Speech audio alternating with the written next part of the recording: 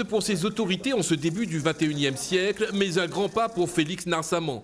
Avec ce tour de clé, l'agriculteur de la petite ferme bascule à sa manière dans le monde moderne. Aux oubliettes, l'arrosoir. Nous, on avait des bassins de 30 ans qui tenaient tout à peine un petit peu d'eau et on le prenait avec ces raccords-là. On prenait l'arrosoir et puis on continuait à vider de l'eau sur les plantes. Félix Narsaman voit son champ arrosé d'une eau d'irrigation provenant de la toute nouvelle retenue du Piton Marcellin. Avec elle s'ouvrent de nouveaux horizons. Ce que l'on envisageable plus tard, de faire des serres, de prévoir...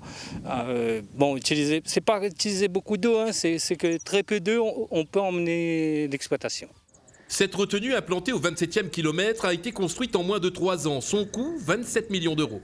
Aujourd'hui, la deuxième retenue collinaire d'une capacité de 350 000 m3 pourra donc permettre d'irriguer 200 hectares supplémentaires immédiatement et nous pourrons donc faire bénéficier, je dirais, à minima 200 agriculteurs, 250 agriculteurs de cette eau qui est stockée dans la retenue de Piton Marcellin.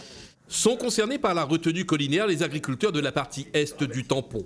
L'interconnexion retenue des herbes blanches et Piton Marcellin offre aux agriculteurs de nouvelles perspectives. C'est un nouvel avenir qui se dessine.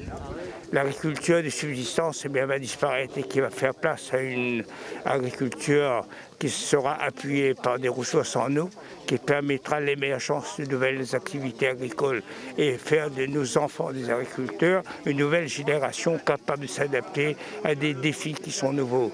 En matière d'irrigation des terres agricoles, la commune du Tampon est un exemple. Autant nous avons réussi à irriguer les zones jusqu'à 600 mètres dans le sud et l'ouest de l'île, aujourd'hui on s'attelle à amener l'eau le plus haut possible.